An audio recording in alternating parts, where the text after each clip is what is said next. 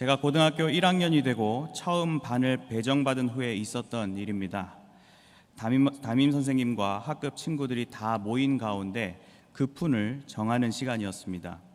선생님께서는 급훈으로 할 만한 내용들을 추천해보라고 하셨고 친구들도 나름 이런저런 추천을 하였습니다. 아마 당시에 제가 로마서를 읽고 있었던 것 같은데 굉장히 멋지다고 생각이 들어 마음속에 담아두고 있던 구절이 있었습니다. 지금 생각해보면 제가 왜 그랬는지 모르겠지만 저는 손을 들고 그 인상 깊었던 구절인 로마서 12장 21절 악에게 지지 말고 선으로 악을 이기라는 구절을 추천하였습니다. 사실 교회도 아닌 학교에서 성경 구절을 급훈으로 정할 리도 만무하지만 혹 인용한다 해도 제가 제시한 구절은 급훈으로 하기에는 너무 비장하고 평범하지 않은 내용이었기에 그 자리에 있던 모두가 깔깔 웃었던 것으로 기억합니다. 물론 급훈이란 것이 그저 표어에 불과하지만 공동체에는 이렇게 추구하는 의의와 목적, 가치를 드러내는 교훈이나 내용을 갖춥니다.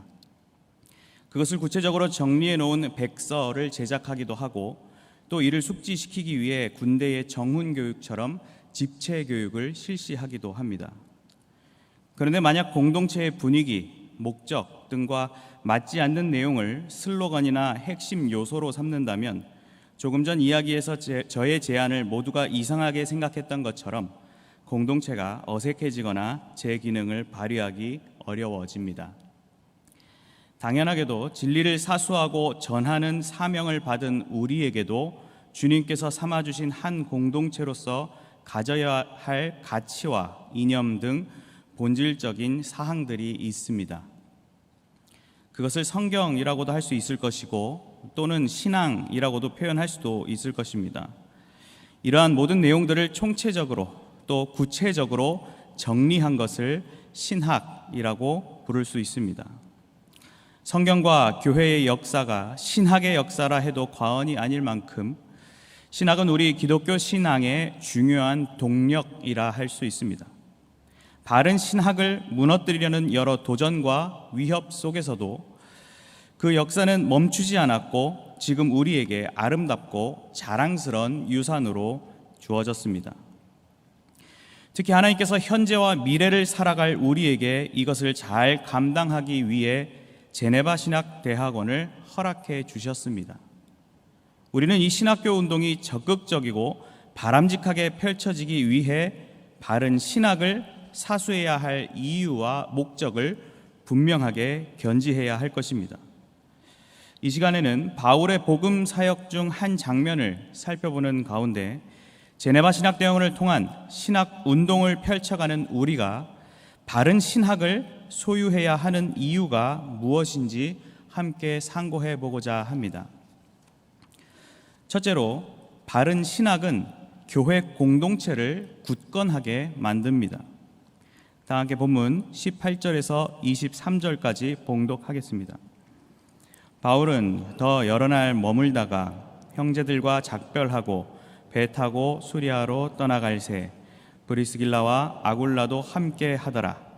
바울이 일찍이 서원이 있었으므로 갱그레아에서 머리를 깎았더라. 에베소에 와서 그들을 거기 머물게 하고 자기는 회당에 들어가서 유대인들과 변론하니 여러 사람이 더 오래 있기를 청하되 허락하지 아니하고 작별하여 이르되 만일 하나님의 뜻이면 너희에게 돌아오리라 하고 배를 타고 에베소를 떠나 가이사랴에 상륙하여 올라가 교회의 안부를 물은 후에 안디옥으로 내려가서 얼마 있다가 떠나 갈라디아와 부르기아 땅을 차례로 다니며 모든 제자를 굳건하게 하니라. 아멘. 바울 사도는 그의 두 번째 전도 여행 막바지에 고린도 지역을 방문하였을 때 배척과 고소를 당하며 쉽지 않은 사역을 경험했고 이후 안디옥으로 돌아가기 위한 채비를 하게 됩니다. 감사하게도 하나님의 섭리 가운데 바울은 자신이 받았던 고소에 대하여 총독 갈리오가 재판을 거부한 덕에 더 많은 날을 고린도에 머물며 사역할 수 있게 되었습니다. 이런 특별한 경험을 한 바울은 이제 형제들과 작별하고 떠나게 됩니다. 이때 브리스길라와 아굴라라는 부부도 동행하였는데 이들은 바울의 신실한 동역자였습니다. 여기선 까메오처럼 잠시 언급되지만 오늘 본문 후반부에서 그들은 멋지게 활약을 할 예정입니다. 이어서 바울은 예전에 서원을 했던 사실로 인하여 갱그레아라는 곳에서 머리를 깎았습니다. 유력한 주석가들은 이 부분을 앞선 10절에서 하나님의 약속하신 보호에 감사하는 것으로 보고 있습니다. 사역자로서 하나님과의 관계가 참으로 친밀하고 풍성하게 작용하고 있는 바울의 모습을 우리는 엿볼 수 있습니다. 이후 에베소에 들른 바울은 회당에 들어가 유대인들과 변론을 하였는데 이 시간이 꽤나 유익하고 긍정적이었는지 여러 사람들은 바울에게 더 머물러 달라고 요청하였습니다.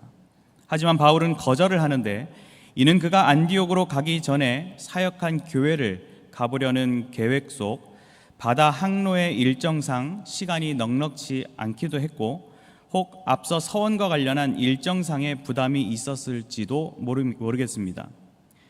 아무튼 바울은 에베소 사람들에게 하나님의 뜻이면 돌아오겠다라는 말과 함께 배에 오릅니다. 22절에서 바울은 가이사랴에 상륙 후 교회의 안부를 물었다고 하였는데 이 부분의 교회는 예루살렘 교회를 가리키는 것으로 보입니다. 이후 바울은 안디옥을 들렀다가 23절 기록대로 갈라디아와 부르기아 땅을 차례로 다니는 사역을 합니다.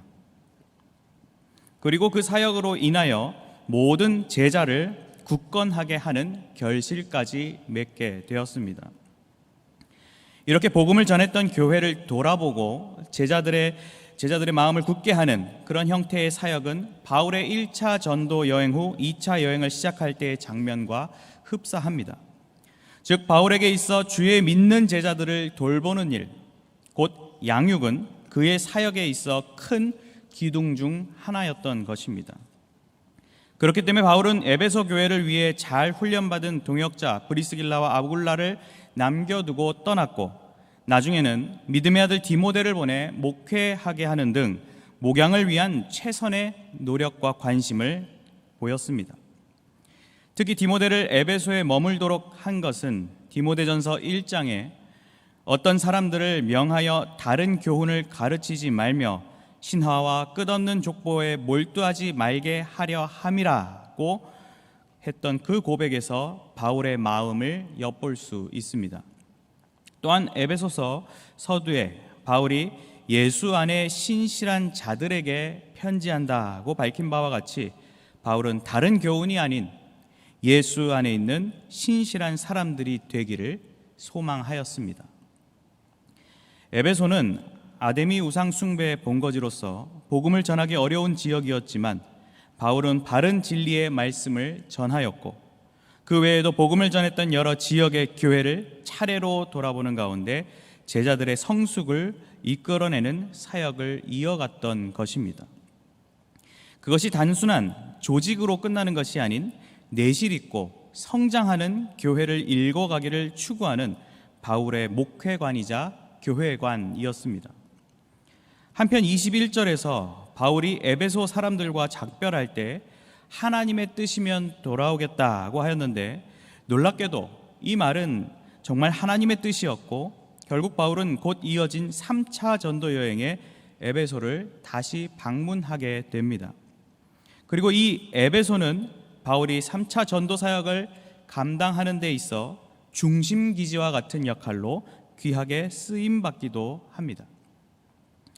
이렇게 바울은 바른 진리를 선포하는 가운데 하나님의 크신 섭리를 체험하기도 하였고 하나님께 기꺼이 서원을 이행하였습니다. 유대인들에게는 주의 복음을 성실히 변론하였고 자신이 가야 할 길을 온전히 하나님의 뜻에 맡겼습니다. 그리고 무엇보다 주의 백성을 말씀 안에서 돌아보고 양육하며 굳건한 신앙을 소유하는 자들로 이끌기 위한 힘을 다하며 결국 결실을 맺었습니다. 이 모든 것들이 진리 안에서 이루어지지 않았다면 교회 공동체는 세상의 모습, 이단의 모습과 다를 바 없는 형태의 모습으로 기울어졌을 것입니다.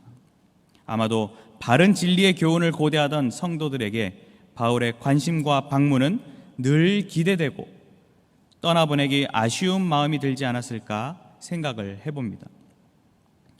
지난 7월 인도 펀자브주의 바관트 만 총리가 지역 하천 정화 작업의 성과를 홍보하기 위해 직접 강물을 한 컵 떠서 마신 일이 있었습니다. 이틀 뒤 관저에 있던 총리는 심한 복통 증세를 일으켜 곧바로 병원으로 실려갔고 진단 결과 오염된 물에 감염된 것으로 밝혀졌다 합니다. 이후 소셜미디어를 통해 전 세계적으로 이 소식이 전해졌습니다. 시민들에게 물의 깨끗함을 보여주며 안심하고 이용해 줄 것을 알리기 위해 한 행동이 되려 하천이 오염되어 있다는 것을 전 세계에 알리는 꼴이 된 것입니다. 우리가 전할 복음에 있어서도 고민을 안겨주는 이야기인 것 같습니다. 복음을 전하는 일, 전도와 선교에 관심을 갖고 힘써야 하는 것은 두말할 필요 없이 중요합니다. 하지만 우리의 심령이 바른 신학이 아닌 그릇된 교훈을 진리로 받고 있다면 세상의 복음을 전하기에 앞서 우리부터 영적으로 병에 들지 모릅니다. 따라서 우리는 바른 신학을 각자 삶의 중요한 기둥으로 삼고 신앙의 삶을 메꾸어 가야 합니다. 즉 우리 삶에 바른 신학이 부족하지 않게 제공되도록 조성을 잘 해야 하는 것입니다. 그것을 위해 필요한 것이 무엇이 있겠습니까? 그것은 바로 바른 신학을 전수하는 기관인 신학교가 바로 서 있는 데서 시작합니다. 그런 차원에서 이 어려운 영적 어두움의 시대에도 하나님께서 우리에게 제네바 신학대학원을 세워주시고 인가까지 허락하심으로 신학운동을 펼쳐간다는 사실에 우리는 큰 감사를 올려드려야 합니다. 자고로 교육을 백년대계라 부르듯 우리는 진리운동을 멀리 내다보며 계획을 세우는 일환으로서 신학교육을 위한 큰 관심과 기도를 아끼지 말아야 합니다. 신학을 연구하고 교육을 담당하는 신학 교수님들이 연구와 교수 사역에 매진하실 수 있도록 물심양면으로 우리가 힘써야 합니다. 특별히 이 학교에서 이 교수님들을 통해 배운 신학생들과 목회자들이 바른 신학을 우리 성도들에게 온전히 전달할 수 있도록 위해서도 응원하며 기도해 가야 할 것입니다. 나아가 우리 스스로 바른 신학의 영향 아래에 서 있기 위한 적극적인 자세를 가져야 합니다. 물론 한 학문이요 소명으로서 신학을 하는 것은 신학생들의 몫이지만 신학 그 자체는 우리 모두가 추구해야 마땅한 분야이기에 신학이 내 평생에 놓지 말아야 할 공부로 여기며 하나님을 아는 지식에 늘 관심을 가져야 합니다. 그 일을 위해 제네바 신학대학원에서 성도들을 위해 제공하는 평생교육원도 참으로 귀한 프로그램이라 할 수 있습니다. 더욱이 우리 교회가 서울 캠퍼스로서 수업 장소로 제공되고 있고 게다가 지금은 온라인으로 어디서든 접근할 수 있으니 참으로 좋은 환경이 아니겠습니까? 우리가 이렇게 신학운동에 관심을 갖고 바른 신학, 하나님이 기뻐하실 신학을 펼쳐나간다면 우리 스스로의 영적 상태는 건강할 것이고 우리 공동체는 굳건해져 갈 것입니다. 바른 교리야말로 우리 공동체됨의 근거이고 만약 그런 배경 없이 우리가 교회를 이룬다면 우리 공동체는 기독교적 세계관을 상실한 채 세상의 풍조에 휩쓸리며 세상의 사람들과 다를 바 없는 모임으로 전락해 갈 것입니다. 바울의 2차 여행의 한 장면인 사도행전 16장 5절을 보면 복음을 받았던 여러 교회의 믿음이 더 굳건해지고 수가 날마다 늘어가니라고 전한 바 있습니다. 그것이 공식이자 목적은 아니겠지만 교회의 믿음이 굳건해질 때 믿는 자들의 수도 점차 늘어나는 역사와 기쁨도 함께 누리게 될 것입니다. 바른 신학을 통해 주의 몸된 교회가 그 공동체가 굳건하게 됨을 기대하시는 가운데 신학대학원 후원운동에 진력하시는 성도님들이 되시기를 바랍니다. 둘째로 바른 신학은 전파할 복음을 강력하게 만듭니다. 다 함께 본문 24절에서 28절까지 봉독하겠습니다. 알렉산드리아에서 난 아볼로라 하는 유대인이 에베소에 이르니 이 사람은 언변이 좋고 성경에 능통한 자라. 그가 일찍이 주의 도를 배워 열심으로 예수에 관한 것을 자세히 말하며 가르치나 요한의 세례만 알 따름이라. 그가 회당에서 담대히 말하기 시작하거늘 브리스길라와 아굴라가 듣고 데려다가 하나님의 도를 더 정확하게 풀어 이르더라. 아볼로가 아가야로 건너가고자 하므로 형제들이 그를 격려하며 제자들에게 편지를 써 영접하라 하였더니 그가 감에 은혜로 말미암아 믿은 자들에게 많은 유익을 주니 이는 성경으로서 예수는 그리스도라고 증언하여 공중 앞에서 힘있게 유대인의 말을 이김이러라. 아멘. 앞선 바울의 순회 활동 이후 24절부터는 다시 에베소를 배경으로 돌아와 새로운 인물이 등장하며 그 분위기가 전환되는데 그는 바로 알렉산드리아에서 난 아볼로라는 유대인입니다. 그의 출신지인 알렉산드리아는 로마 제국의 매우 큰 도시로 교육과 철학이 발전된 도시였습니다. 그런 영향인지 아볼로는 24절 표현대로 언변이 좋고 성경에 능통한 자로 꽤 오랜 시간 복음의 진리를 탐구하고 또 열심히 전파했던 유능한 주의 일꾼이었습니다. 특히 고린도서의 기록을 보면 그는 고린도 교회에 큰 영향을 미쳤고 그 결과로 고린도 교회 내에서 그를 추종하는 한 분파가 생겨날 정도로 뛰어난 역량과 매력을 지닌 인물이었습니다. 그런 엘리트 같은 자였지만 그에게는 결정적으로 신학적인 결여가 있었습니다. 우선 그는 세례 요한에 관해 정통한 인물이었던 것 같습니다. 예수 그리스도에 대한 복음을 전파하긴 하였지만 그 내용은 요한의 세례에 대한 내용이 전부일 뿐이었습니다. 그럼에도 그는 확신과 열정을 품고 있었기에 회당에서 담대히 말씀을 전하였습니다. 그런데 그 내용을 듣고 있던 브리스길라와 아굴라는 아무래도 뭔가 빠져있는 교훈을 바로 잡아야 하겠다는 모종의 마음의 울림이 있었던 것 같습니다. 그것은 먼저 하나님의 말씀이 온전히 전해지기를 원한 하나님을 위한 일이었고 아볼로가 그 열정에 걸맞는 훌륭한 복음을 전하기를 원한 아볼로를 위한 일이었으며 바른 진리를 받아 누려야 할 복음의 대상자들을 위한 일이었습니다. 그리고 그것은 에베소에 남아 복음의 일을 도우려 했던 그들 자신을 위한 일이기도 하였습니다. 그런 사명감 속에 브리스길라와 아굴라는 아볼로를 불러 데려다가 하나님의 도를 더 정확하게 설명해 주었던 것입니다. 아무래도 바울의 개인 과외를 받다시피 복음의 교훈으로 무장하였던 이들 부부였기에 성경 상식이 풍부한 달변가의 강론임에도 안고 없는 찐빵을 찾아내기란 어려운 일이 아니었을 것입니다. 그리고 데려다가라는 표현을 보면 그 자리에서 지적을 하며 기분을 상하게 하거나 망신을 주는 등의 방식이 아닌 조용한 곳으로 데려가 일러주는 배려까지 느껴집니다. 한편 주목할 만한 것은 이 아볼로가 두 부부에 대하여 불쾌감이나 거부 반응을 보이지 않고 그 교리의 교정을 순순히 받아들이고 있다는 점입니다.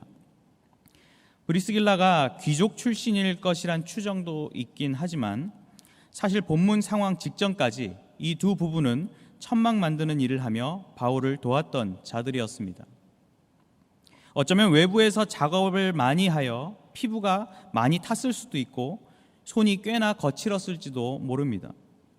꼭 이런 외적인 것들을 차치하고서라도 아무래도 아볼로는 교육과 철학을 섭렵하고 일찍이 성경을 배워 능통하며 언변이 좋아 사람들의 존경과 인기를 끌던 소위 엘리트, 스타 같은 사람이었습니다. 그런 아볼로로서는 사실 교회의 지도자도 아닌 두 부부의 조언을 무시하거나 흘려들어도 전혀 이상할 것이 없었습니다. 그러나 아볼로는 겸손히 두 부부의 진심 어린 조언을 자신의 영적 자양분으로 삼았습니다. 물론 이 모든 과정들은 아볼로가 자신의 교리에서 놓치고 있던 그 주제, 곧 성령 하나님의 놀랍고도 은혜로운 섭리의 역사였습니다. 여기서 더 정확하게 라는 표현에서 느껴지듯 본래 아볼로는 완전히 틀렸고 중생받지 못한 인물로까지 볼 필요는 없어 보입니다. 다만 두 부부의 지도를 통해 부족했던 것을 채우고 정확하고 핵심을 꿰뚫는 복음의 방향을 잡게 된 것입니다. 아볼로의 심경을 상세히 서술하고 있진 않지만 분명히 그의 마음은 너무나도 시원했을 것입니다. 뭔가 명쾌하게 풀리지 않았던 하나님의 비밀, 그리고 그 비밀의 풍성한 영광이 피부적으로 느껴졌을 것입니다. 하나님의 전신갑주를 입은 용사처럼 일어나 성령의 검을 쥐고 하나님의 능력으로 어떤 견고한 진, 모든 이론을 무너뜨리는 용기와 힘, 그리고 확신과 기쁨을 얻게 되었을 것입니다. 이후 아볼로는 아가야 지역을 품게 되었고 교회의 추천서를 받아 그곳에서 열심히 전도하며 은혜로 믿은 자들에게 많은 유익을 주게 됩니다. 아마도 교훈을 잘 받아들였던 그의 자세와 또 업그레이드된 복음의 메시지 덕분에 그 추천의 글을 받는 것도 더욱 수월하였던 것 같습니다. 만약 그가 자신의 자존심과 지식 수준을 기준으로 사역을 계속 이어갔다면 참된 진리 운동은 고사하고 다른 종교 지도자들에게 설득되거나 변질된 교리로 빠졌을지 모릅니다. 아니면 그저 자신의 실력만을 의지하여 전도자나 설교자가 아닌 그저 달변가로만 인정받으며 활동했을지도 모릅니다. 그러다 혹 변론의 상황이라도 생기면 말솜씨로 이리저리 피해볼 순 있겠지만 빈약한 교리로 인하여 금세 미천이 드러나 패배했을 것입니다. 하지만 아볼로는 성경을 분명히 깨달아 예수는 그리스도라는 사실을 힘있게 증언하였고 유대인과의 논쟁에서도 멋지게 승리하였습니다.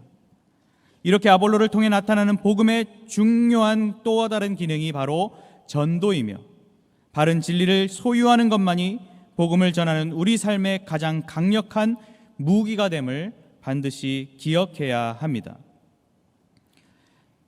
혹시 콩코드 여객기를 들어보신 적이 있으십니까?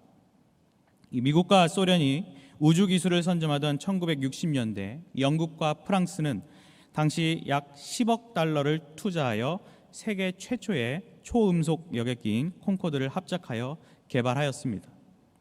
영국과 프랑스는 미국과 소련이 우주기술을 주도한다면 우리는 지구상에서 가장 빠른 여객기 기술을 갖고 있다고 자부하기도 하였습니다.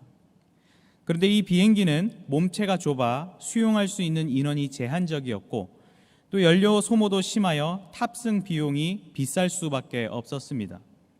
더욱이 1970년대 세계적 불황과 또 오일 파동 등으로 이 비행사들은 실용성과 경제성이 낮은 콩코드기를 외면하고 다시 일반 여객기를 선호하게 되었다 합니다.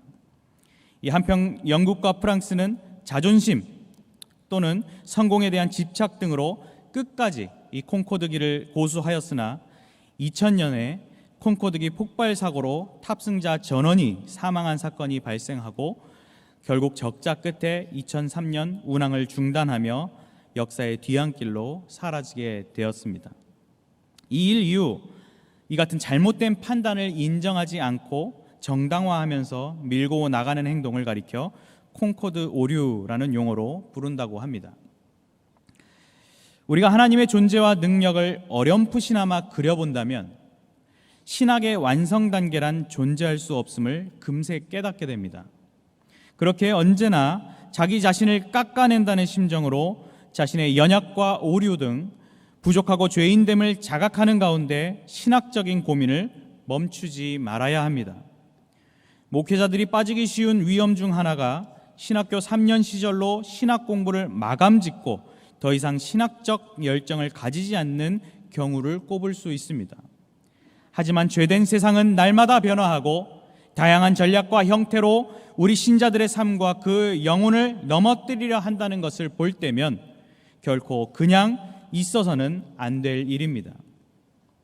또한 아볼로와 같이 자신이 아는 성경 지식 수준에 심취하여 본질은 놓친 채 자신의 관심이나 흥미 위주로 복음을 전하는 이들을 매체를 통해 다양하게 접할 수 있습니다. 우리는 이도 경계해야 할 것입니다. 바른 신학이야말로 우리가 전할 복음의 날이 더욱 예리하게 서도록 만드는 영적 전투의 필수 준비 과정입니다. 바른 신학이야말로 복음을 받을 자들이 그 심령에 파동을 일으키는 영적 승리의 강력한 비결입니다. 그렇기 때문에 우리 제네바 신학대학원을 통하여 바른 신학을 견지한 신학생이 끊임없이 배출되어야 하고, 바른 신학을 펼쳐나갈 목회자가 힘있게 일어나야 하는 것입니다. 이미 강조하였지만 우리 성도님들도 각자의 삶 가운데 복음을 전하는 전도자로서 가장 중요한 바른 신학을 늘 가까이 해야 합니다.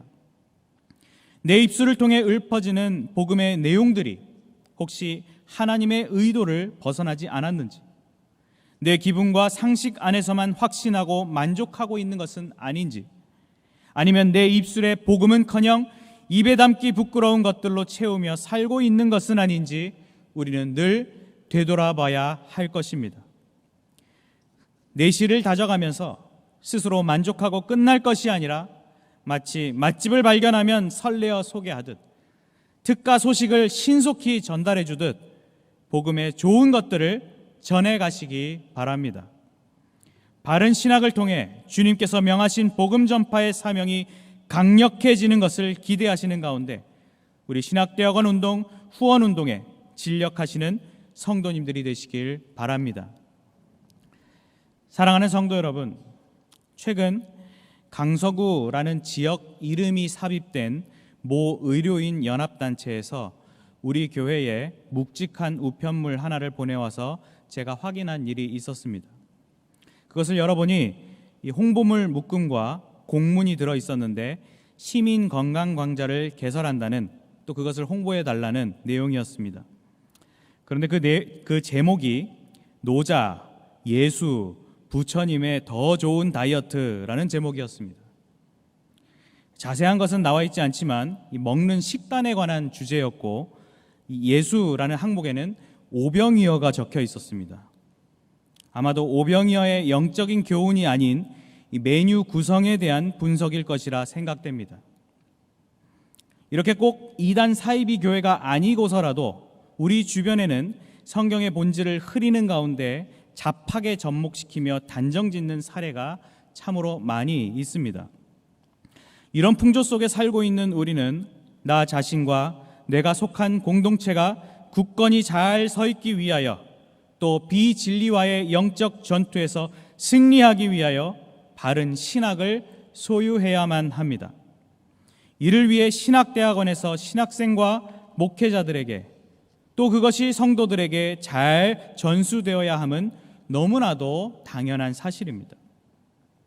한국의 수많은 교회들을 둘러볼 때 자기 교단의 신학교를 사랑으로 후원하는 것을 보긴 봤어도 우리 교회처럼 피부적으로 체감하며 큰 책임감과 조직력으로 후원하는 교회는 없다고 생각합니다. 그리고 저는 그것이 너무나도 자랑스럽습니다. 오랜 시간 들으며 참여해왔던 제네바 신학대학원 후원 활동이시겠지만 다시금 그 가치와 중요성을 되새기면서 이 신대원 후원 운동의 자부심을 가지시고 기도와 격려, 그리고 후원, 자랑과 홍보에 힘써 주시기 바랍니다. 그리고 동시에 그렇게 사수하고 전파되는 복음의 진리에 관심을 가지시어 나의 자양분이요 강력한 무기로 삼으시기 바랍니다. 교회 공동체를 굳건하게 만들고 전파할 복음을 강력하게 만드는 이 바른 신학을 사랑하고 사수하며 그것을 위한 일에 적극 동참하시는 우리 경영의 모든 성도님들과 후원 회원들이 되시길 주님의 이름으로 간절히 축원합니다.